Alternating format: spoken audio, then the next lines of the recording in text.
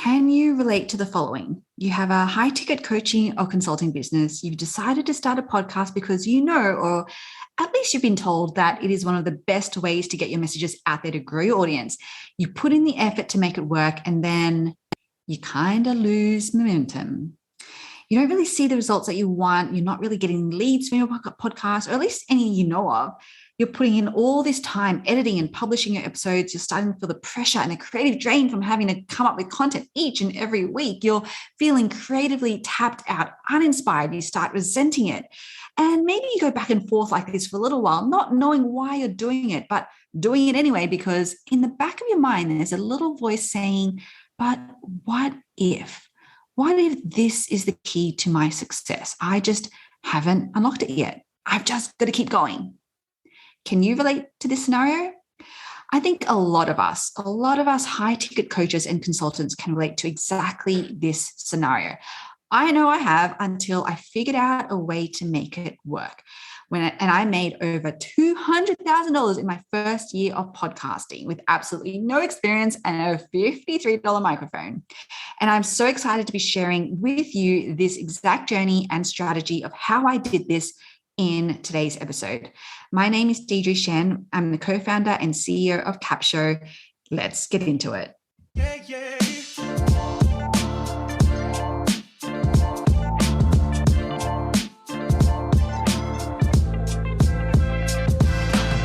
So excited for everyone to be joining us on our very first episode of this Grow My Podcast show.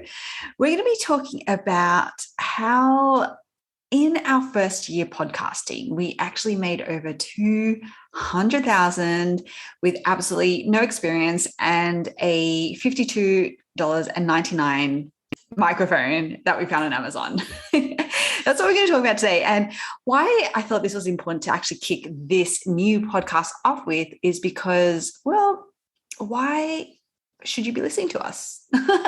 Why should you be going through this journey with us as we kick off and grow a new podcast show? We've done it before completely, by the way, I'm not going to lie, completely unintentionally. And once we started becoming more intentional about it, which we are definitely going to be bringing to this podcast, then we started seeing it just work. So consistency in our leads, consistency in our sales, and we've never turned back. We've loved podcasting since then. So my name is Deirdre Shen, and I am the host of this podcast. I'm going to be joined by my co-founder, Bona Rai. Hi, everyone. Just waiting for her to jump in and say hi. And gosh, okay, so let's kick off because I want to talk about this journey. It's insane when I think about it now, how this all came about, how we were able to make $200,000 in our first year, over 200K, by the way, in our first year podcasting. And by the way, I do want to set context that this did not happen overnight. It definitely did not happen overnight. 1 year sounds so short, but it was so long. Oh gosh, it felt like, yes, one of the longest years ever. And to tell you the story about how this all happened, I want to take us back to 2019. And August 2019 was actually when my husband, his name is Ash, my co-founder, Bona, and I made the move from Sydney, Australia to New York City. And actually what I'm going to do is let's leave this photo in our show notes, but there's a particular photo of us outside our new apartment, and we had literally lugged 18 suitcases. Between the two of us, we had lugged 18 suitcases from Sydney all the way to New York. And by the way, like we landed, so in Australia, obviously Southern Hemisphere, we left the middle of winter and we landed here in the middle of summer. I think I was wearing at least 27 layers. Not that Australia is cold, but because I'd run out of room in my suitcase. Exactly. I had all of my thick coats on. Like, you're like, travel hack Bona, just wear your heaviest clothes. I'm like, that is definitely my mink overcoat. I don't have a mink overcoat, but... So so we landed here in the middle of summer, layered with all of the things we could not fit in our 18 suitcases. We have a photo of that we're going to share with you in the show notes. And okay, so I want to first tell you about, because it was a pretty left field decision. It seems like, in the scheme of things, to have moved across the world. Especially if you knew our personalities. Yeah. So at the time, Ash and I were running our businesses in Sydney. So we had a dessert bar called the Chockpot, of which we had grown to 5 locations, and we had a burger restaurant alongside that called Stacks on Burgers, and we had grown that to 2 locations. So you kind of look at that and you'd be like, okay, well, we have brick and mortar stores. It just did not make sense. Why would you do that? Just leave them all behind. Right? It did not make sense. Now, what happened, what I guess was a catalyst for this decision was that at the end of 2018, we actually found out that one of our most trusted employees, he was the store manager, and almost we were kind of nurturing him to become sort of Ash's 2IC in the business overall. We had found out that he'd been stealing from us, and he'd been stealing hundreds of thousands of dollars. Like that's the most for a long time. For a long time, yeah, and yeah. So anyway, so you can imagine just how, having a betrayal like that happen can. It was almost like it was the thing that we needed almost to snap us out of this hamster wheel. I feel like we had created for ourselves, which, by the way, we didn't know we had. But it was like, again, something like this happens, and you start to look at everything, right? You start to evaluate like where you are in your life and what you want to be doing and all of that. And for us, I mean, I've definitely always wanted to live and work overseas, and so this was like, if we don't do that now, like when are we ever going to? Because we're on this trajectory of growth, which is great, and I'm not, I'm definitely not downplaying that. But is that actually the business we wanted to grow? I think that was a decision that we had to ask ourselves. That's huge. And so at the time, you and I, we were working on another business idea. We were working on a fashion technology idea, and which was really cool. And I was kind of like, well, if I'm going to move. If I want to explore another country, another city overseas, well, what better place than New York City for the intersection of fashion technology? That was what I told myself anyway. I was like, there is no better place in the world. This is it. This is it to explore this idea. And do you remember when we had this discussion? So I think I told you, well, first, I think it was over brunch. And I was like, I was a little bit nervous. I'm not going to lie, because I didn't know how you were going to take it. Like whether you thought that meant I wasn't invested in the idea or, what it's up. But I was like, obviously you knew that this big thing had happened and, I was still getting over I don't mean to sound dramatic, but like the grief of that. And then I was just like, and so I think we're just going to move to New York City.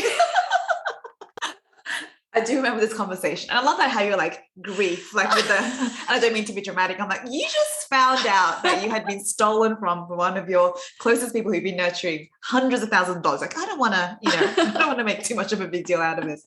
That's quite funny. But yes, I had, and then you had been contemplating moving. There was a few opportunities looking at from a corporate perspective. I remember that conversation. So I guess not entirely out of the blue, but I think the big part was, at the time, talking about how the decision was very much like, you're moving, so how can we make this work? And I didn't feel like it was too big of because once I realized, I'm like, oh, okay, immediately like, oh, I'm going to come visit you guys at some point. It'll be fun.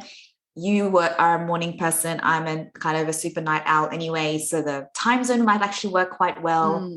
And we were very much in how can we make this work sort of mode, I think, in that conversation. Yes. So after the initial thing of going, oh, well, that'll be, obviously when one of your best friends moves, like that's always going to be tough. But I think we're very much in that, okay, how can we make this model work? And I know how like dedicated you are to your commitment. So I knew that wasn't going to be a big thing. But I remember that conversation and I was like, okay, I think we can do it. I think we can do it. Awesome. I mean, this is the great thing about, our relationship is that there's just so much faith and trust, I think, in who we are, and which I guess we were still kind of like, finding our way through that as well, right? But I do remember, I don't even know how long after that initial conversation. Not long. I was knowing you 2 weeks, but I was probably like 2 days. A few days, because I think you had that conversation with me just before you were going to see your lawyer about the actual move, like, Right, like okay. what you're going to, what visas you're going to be on and Right, things like yes, that. So yes. that's Okay. why it was like becoming real. So Yeah. that's why we were like, okay, let's figure out what our model looks like. Yeah. So. Okay. So I do have the sense that, okay, so we probably had that initial discussion on like a Sunday. Okay. Yeah. And then I think it was a Wednesday.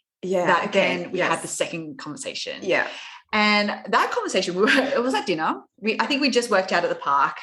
We had a trainer at the time and we were having lasagna. Yes. Something. And anyway, we were talking about it and things like that. And I was like, so I spoke to my lawyer and she kind of has this thing, like this like buy one, get the second half price. Yeah. And I was just kind of thinking, Bona, if you just wanted to, did you just want to move to New York as well? LOL.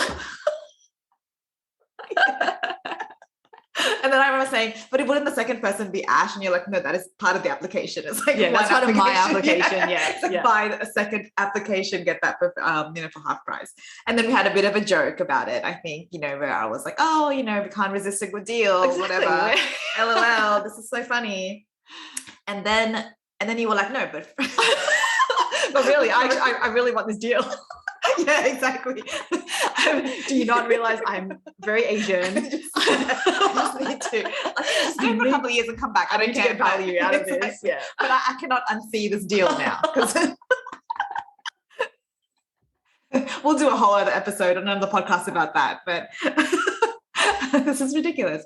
I'd rather pay more overall. But I do remember that exact moment, and I remember first thinking, this is funny, and then second thinking, that's ridiculous. And then third thinking, all in the space of course, 1 second. And then third going, well, is it so ridiculous? It's kind of ridiculous, but that sounds kind of fun.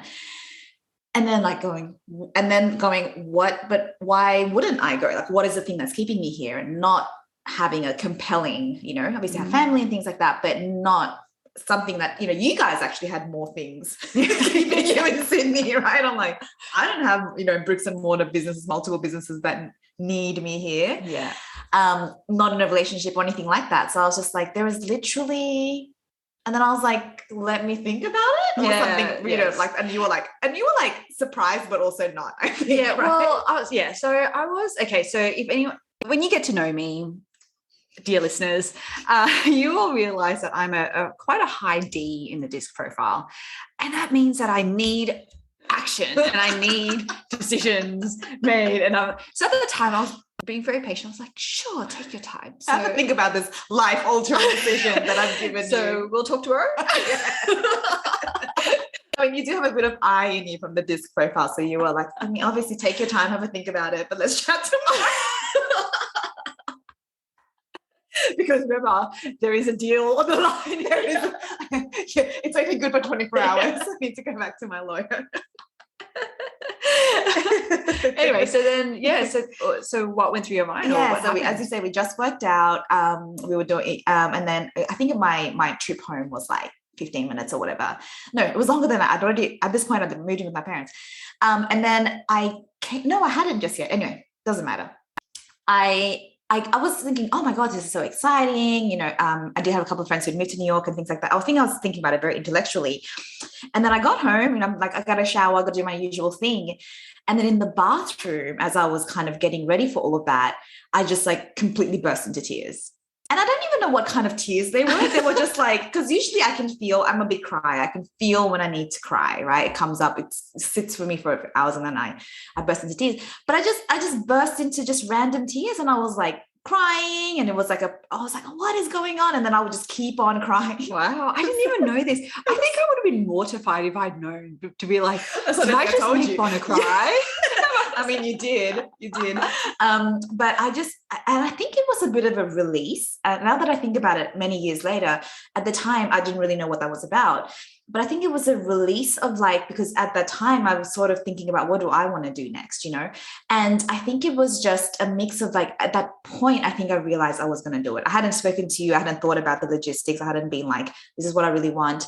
But at at the deepest, most emotional level that you can't quite understand just yet intellectually, you've decided something. Yes. And I think it was just fear and excitement and all of that coming all at once and not having an appropriate response other than to cry.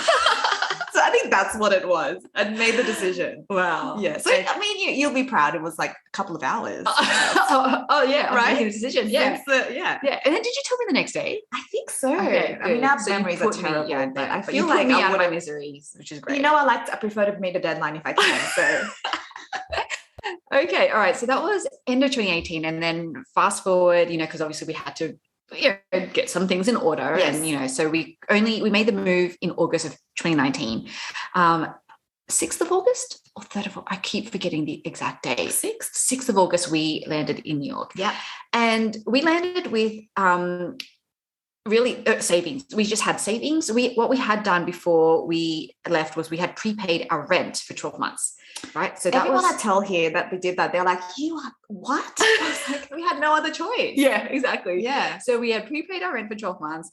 We had some savings which were allocated pretty much to, okay, how can we make this stretch for the next 12 months that we were here, in terms of utilities and food. And by the way, we didn't have really much of what does living in New York actually mean in terms of how much utilities cost and how much services cost and how much food. And then on top of that, all the tax and and the tips. Like, because we don't tip in Australia, right? Yeah. Like this was because all, I think workers get paid a fair amount. yeah, exactly. So we had to kind of readjust our allocation. Yeah. So that runway was maybe less 12 months and maybe like 6 to 9 months.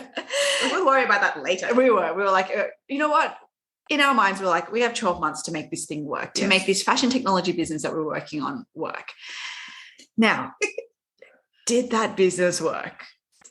It did not. You can probably tell that it did not work. So after only 4 months, we decided to fail it.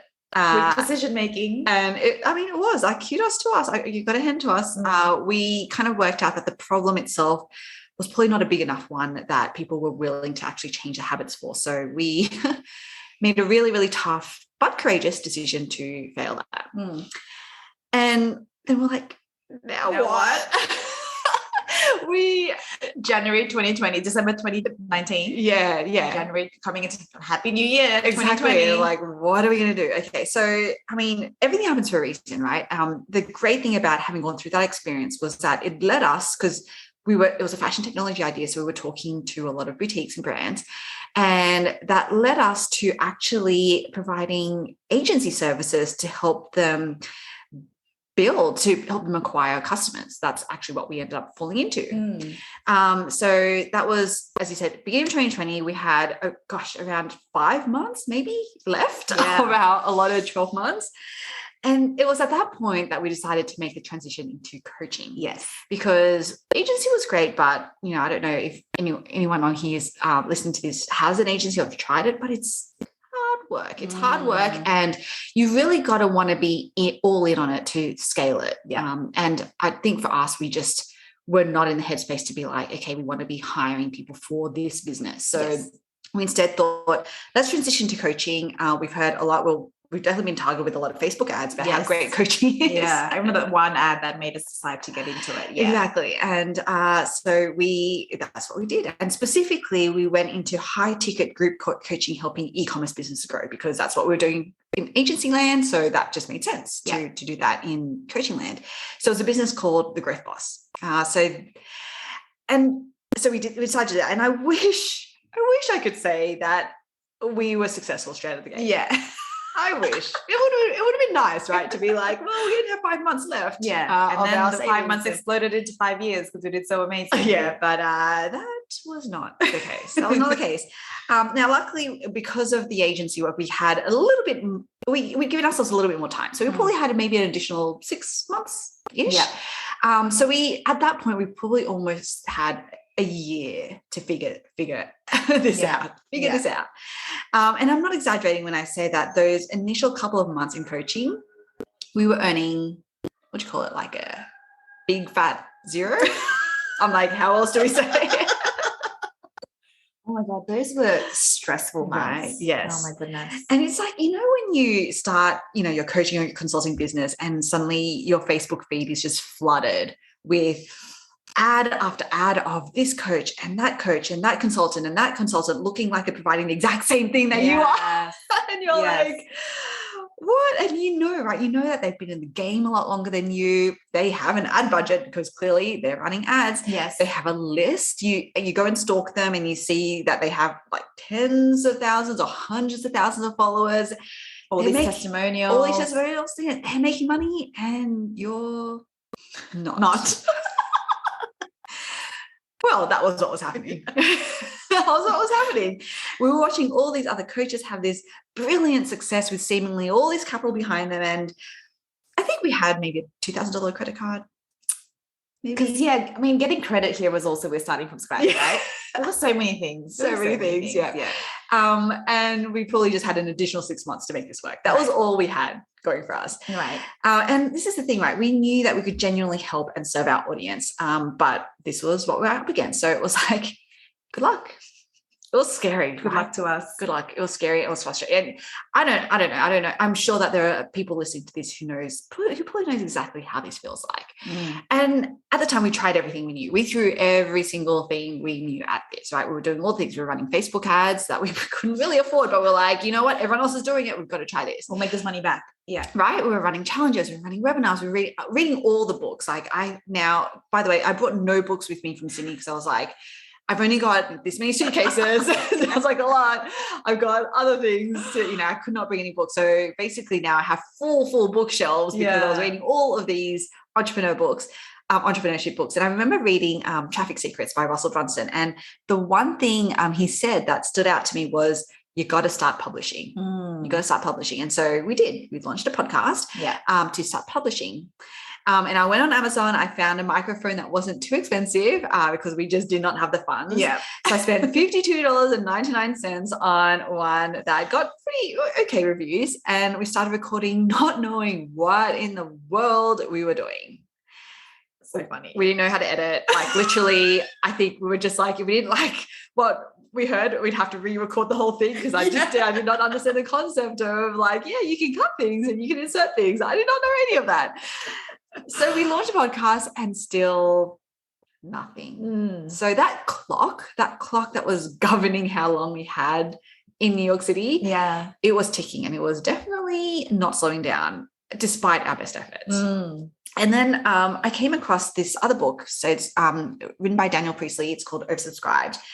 And because he mentioned one particular thing and things started to click into place in my mind. So he spoke about the 7-hour rule and that people need to see you and consume at least 7 hours of your content before they can actually come to know, like, and trust you. And that is when you make sales. Right. And I was like, oh, okay, I think there's something here. I think we need to be more intentional about the content that we were creating because we had this podcast, which we were creating content. Yeah, we're putting the time in like every Sunday. Yeah. But the problem was that no one knew about it. That was a problem, right? So what I kind of worked out at the time, I did not call it this, but now I call it this, but we had to create what I call content honey traps. Messaging that would have people feeling so compelled to want to listen to our podcast. And then we had to lay our content honey traps all throughout our podcast so that they would feel so compelled to get onto our list. And then when they're on our list, then we would have to continue that conversation with them, directly with them. And this was how we were going to get that 7 hours that we needed them to consume so they would come to know, like, and trust us. And from there, we'd get them into our conversion event and we'd make a sale. And so that was it, right? Yeah. So we had to create these content honey traps. That was what was going through my mind. Yes. And by the way, we had to do all of this quickly because that clock was still going. We're about to get kicked out of the country. Exactly. So it was a pretty crazy idea, but that was kind of an epiphany that I had, just seeing what other successful entrepreneurs were doing. So we started being way more intentional with the content that we were creating, what we were talking about, who we were talking to, what we were doing in our social media. And honestly, I didn't think anything was working. I was like in freak out zone. Yeah. Okay. Because 1 month went by and there wasn't much change. But the good thing, I mean, we definitely stick to our guns because we kept going anyway. We kept podcasting. We kept creating this long form content, kept showing up on social media, kept emailing. Our list, fortunately, it was growing slowly, but it was growing. So there were people to actually email, which is great. Another month went by. Yeah. We kept going. And another month kept going. And then I remember September 2020. Oh, that was a good month. but like literally we did not have much time left. September 2020, we had just launched our offer for the third time. That was the third month in a row that we did this. And suddenly we were, oh my gosh. Okay. I still remember the moments. I think I was, because I'm a early sleeper. So I was like pretty much in bed. Yeah. And we started getting Stripe notifications. Yeah. Stripe, like, you know, that the emails that come through. Yeah. And you're like, it's from Stripe and it says, congratulations. We started getting higher ticket sales coming through. Yeah, I remember that because I think at that time we just still used to squeal every time we made a sale. Yes. And when I say squeal, I don't think we're squealers, except for when that happens. It's like, what? This is crazy. So crazy. Exciting. So we had our first 20K month, September 2020. Yes. And then since then we've grown month on month. And in that first year, even with big fat zeros for our first few months, we were still able to bank over $200,000 by being super intentional with how we set up our podcast traffic funnel, setting it up with these content honey traps. And so this system, content honey traps, it is the backbone of what it is that we do, what it is that we teach. It's what enabled us to start our software business called Capshow. It's what helped us transition our coaching business to help you high-ticket coaches and consultants who podcast and want to get consistency in your lead gen. And it's also enabled us to stay over here in New York City. I mean, we've been here for almost 3 years now, doing something we absolutely love. So I now have my content honey traps humming. I mean, obviously we keep optimizing them always, which is why we have consistency in our lead flow. And all I can say from the bottom of my heart is that if I could do this with a $53 microphone and like literally absolutely no experience when it came to podcasting and minus editing skills, not even zero. Exactly, minus editing skills. If I could do it, then you can 100% do it too. Yes. And so that's what we're going to get into. So stick with us. We are going to go for a quick ad break, but when we come back, we're going to actually start to pull the curtains back about what content honey traps are specifically and some of the mental models that we use ourselves to think through how to create them. Excited for that?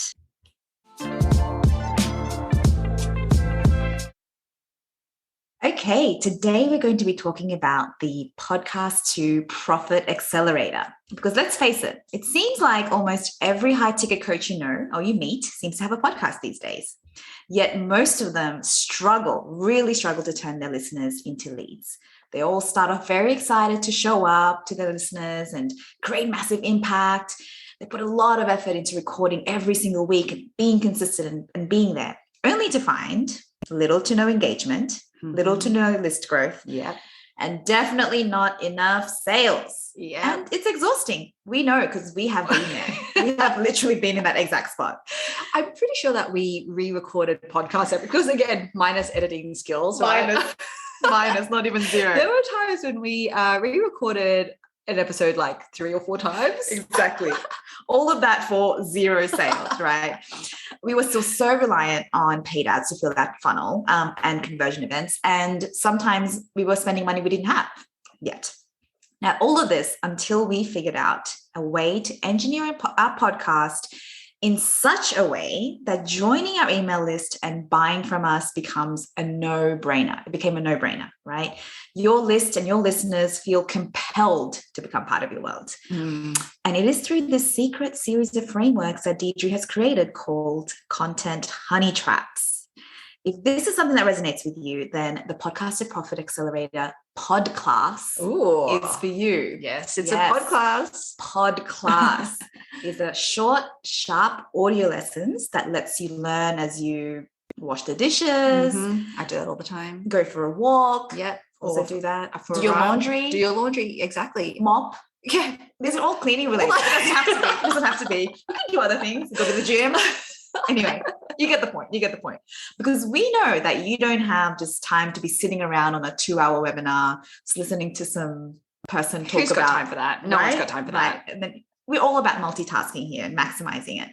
So in this 5-part series, you'll get the step-by-step details of Deirdre's unconventional podcast traffic strategy that is currently producing multiple high-ticket clients each month. Now get this, without needing a large following, and definitely without wasting money on ads. What a dream.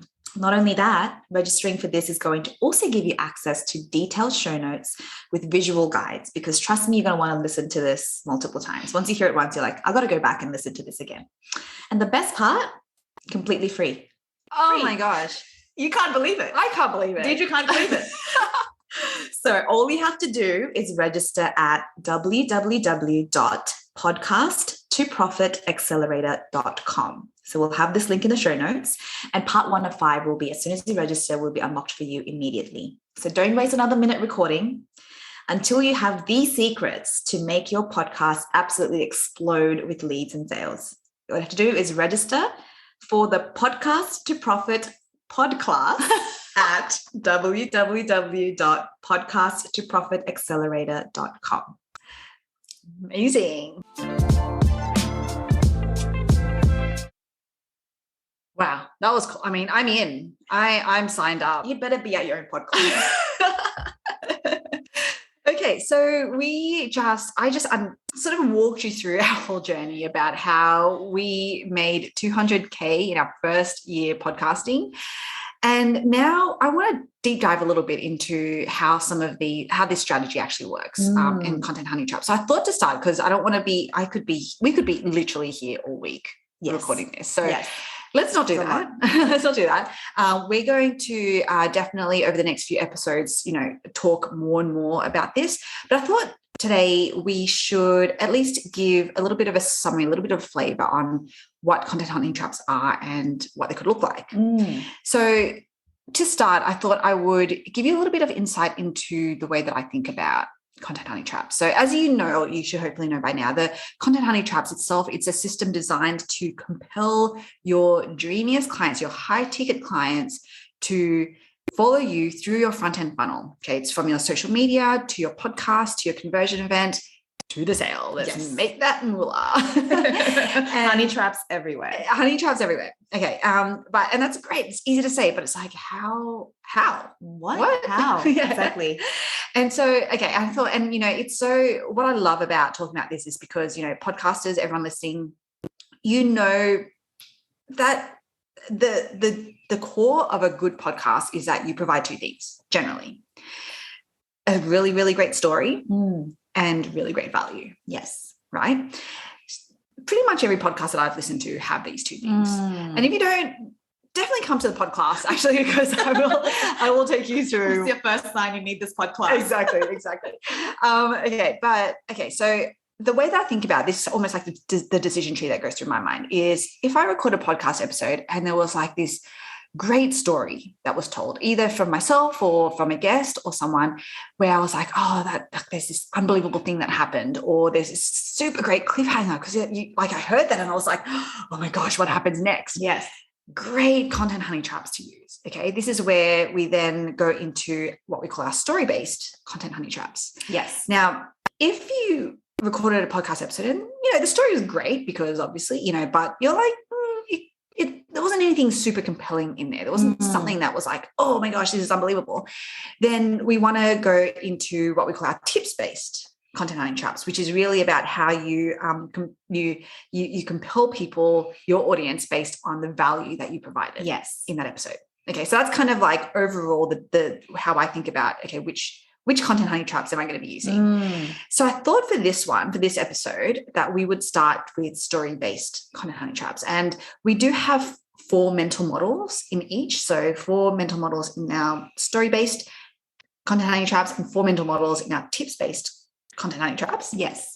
Today, I thought, let's start with our story-based ones, and then in the next episode, we can talk about our tips-based ones. Absolutely. Sound good? Awesome. So, Bonnie, do you want to kick us off with those 4 mental models? Yeah, absolutely. So these are definitely my favorite because, I love some drama. I think everyone loves some drama. But like you said, the stories are really important because what they do is they evoke emotion. And we all know, or maybe we don't, and we should know that emotion is actually what drives action.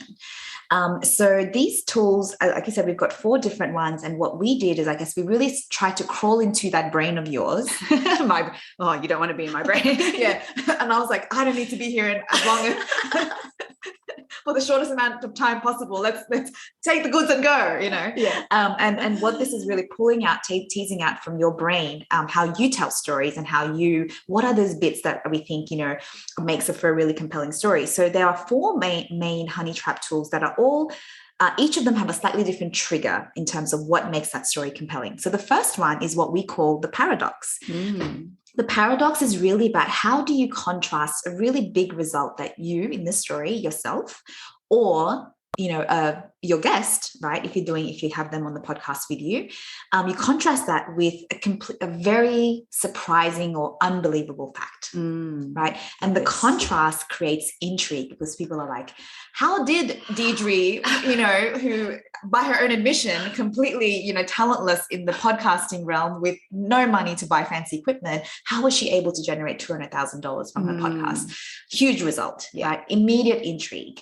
And that's what you use. That's when you have that, that huge result and an unbelievable fact, you can actually intrigue them. So in that case, you would use the paradox tool.